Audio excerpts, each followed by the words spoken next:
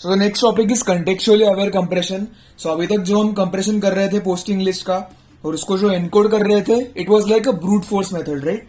हम ऐसे hard code कर रहे थे सब कुछ. We weren't studying the relationship between documents. तो here comes contextually aware compression. इसमें हम क्या करते हैं कि rather than blindly compressing the posting list and encoding them, हम उनके बीच का कंटेक्स्ट या फिर रिलेशनशिप स्टडी करते हैं. ओके. सो इसमें बेसिकली क्या होता है कि suppose I have a posting list जो कि इस तरीके से, it is a compress posting list. Again recall, compression के लिए क्या था, द करंट माइनस प्रीवियस. सो उस फॉर्मूला से, डेल्टा अप्रोच से मैंने इसको कंप्रेस किया. This is the compress posting list. And मैंने इसमें क्या देखा कि जो मेरा डॉक्यूमेंट था वो डॉक्यूमेंट के अंदर बार बार एंड के बाद द आ रहा था.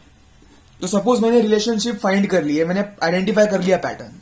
तो ऐसा मैंने देखा कि बार बार यही हो रहा है कि when ever there is an and, उसके बाद यूजुअली द ही आ रहा है. सो ये रिलेशनशिप मैंने आइडेंटिफाई किया इसमें. I have studied the relationship और the context between these two words. So this is what is context aware compression. कैसे? तो मैं से अगर सपोज कोई मुझे क्वेरी आ गई और उसमें अगर कुछ होगा एंड, या फिर मैं सिंपली एनालाइज कर रहा हूं और मुझे आ गया एंड, तो सिंस मैंने इतने बार एंड के बाद द देखा है, there is a very very high chance कि अभी एंड के बाद क्या आएगा, द आएगा. करेक्ट. तो इससे मैं कंप्रेस कर सकता हूं, इन दोनों को मैं क्लब कर सकता हूं एक साथ में कि एंड के बाद में यूजुअली द आता है, एंड के बाद में यूजुअली द आता है. तो इस तरीके से कंटेक्स्ट और रिलेशनशिप स्टडी करके we can use those properties to compress them even further. कि रेदर देन एंड और द को अलग अलग कोड्स दे दूं, क्योंकि दोनों सिमिलर है, दोनों साथ में ही होते हैं, तो फिर एंड और द को मैं एक ही करके कोड दे सकता हूं, राइट. सो इसमें और ज्यादा अच्छा कंप्रेशन हो रहा है. सो this is what is contextually aware compression. तो इसमें अभी बेसिकली दो टाइप्स होते हैं, हफमैन LLRUN जो कि फाइनाइट कंटेक्स्ट है, और इंटरपोलेटिव कोडिंग. दोनों के स्टेप्स एग्जैक्टली सेम है. सबसे पहले गैप्स एनालाइज करो. कौन से गैप्स? पोस्टिंग लिस्ट वाले gaps.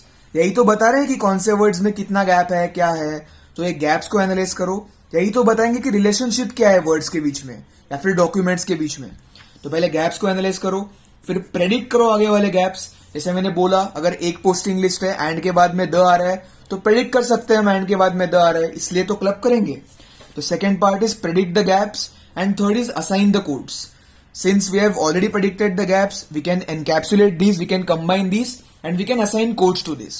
So these are the exact same steps. दोनों भी जो है इसके types, context aware के, दोनों के steps exactly same है. Analyze the gaps, predict the gaps, and assign codes. तो difference कहाँ पे है? There is a very minute difference. तो क्या difference है?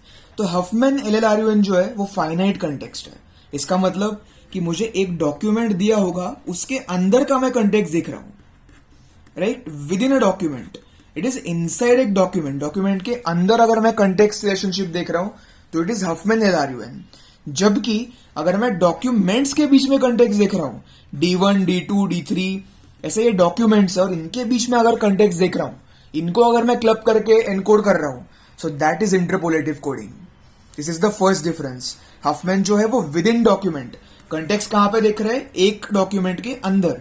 जबकि अगर अलग अलग डॉक्यूमेंट्स के बीच में कंटेक्स्ट देख रहे हैं तो देन वी हैव इंटरपोलेटिव कोडिंग.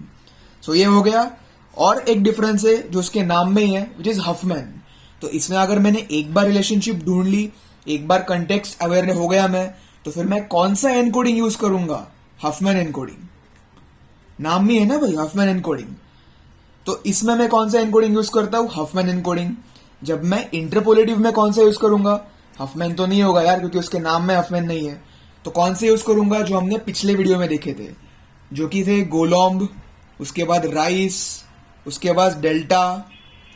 ये एनकोडिंग एल्गोरिथम्स इसमें यूज करते हैं एनकोड करने के लिए. सो this is the second difference कि कौन सा एनकोडिंग एल्गोरिथम यूज हो रहा है. ये मैंने ऑलरेडी पहले बोले थे, बस डेल्टा शायद नहीं बोला था. तो डेल्टा जो होता है वो ऐसा एनकोडिंग एल्गोरिथम है जो एक्चुअल और प्रेडिक्टेड गैप का डिफरेंस जो है ना, उसके डिफरेंस को मिनिमाइज करता है. डेल्टा ये करता है. बाकी दो मैंने बोले थे ऑलरेडी. तो these are various encoding algorithms, right. तो हफमैन LLRUN में हफमैन यूज होगा और इसमें गोलॉम्ब, राइस, डेल्टा, इनमें से कोई भी यूज हो सकता है. And the last is that it has a finite context. Again फिर से वही बात, फाइनाइट कॉन्टेक्स्ट क्यों? बिकॉज वो सिर्फ with in a document he context दिख रहा है, डॉक्यूमेंट के बाहर नहीं जा रहा है. So it is a finite context, जबकि it has a wider context. इसका ब्रॉड कॉन्टेक्स्ट है, क्योंकि ये अलग अलग डॉक्यूमेंट्स के बीच में देख रहा है, तो इसका कॉन्टेक्स्ट ज्यादा है। जबकि Huffman LRUN is a finite context model, इसका जो कॉन्टेक्स्ट है वो काफी फाइनाइट होता है। तो ऑब्वियसली भाई ये अगर ज्यादा बेटर है, अगर ये विद इन डॉक्यूमेंट्स कर रहा है, इसका कंप्रेशन रेशियो ज्यादा होता है, तो ये कॉम्प्लेक्स भी होता है। हफमैन एनकोडिंग बहुत ईजी है, we know that. So it is also a point कि these methods are usually complex, जबकि Huffman are very simple. So this is all about contextually aware compression. अब इसके और कुछ पॉइंट्स, लास्ट पॉइंट्स, इसमें काफी अच्छा कंप्रेशन रेशियो होता है, क्योंकि हम सिर्फ कंप्रेस नहीं कर रहे हैं, उनके बीच के रिलेशनशिप को, उनके बीच के कंटेक्स्ट को, जैसे हमने बोला एंड के बाद द कंटेक्स्ट अवेयर रिलेशनशिप, इसकी वजह से compression ratio is very high. उसके बाद retrieval is also very good. अब रिट्रीवल इज गुड में स्पीड भी उसकी अच्छी है, उसके बाद एफिशिएंसी भी उसकी अच्छी है, एक्यूरेसी भी उसकी अच्छी है। क्यों? क्योंकि अब जब हम रिट्राइव करेंगे तो हमारे पास पहले से आइडिया है कि किसके बाद क्या आने वाला है।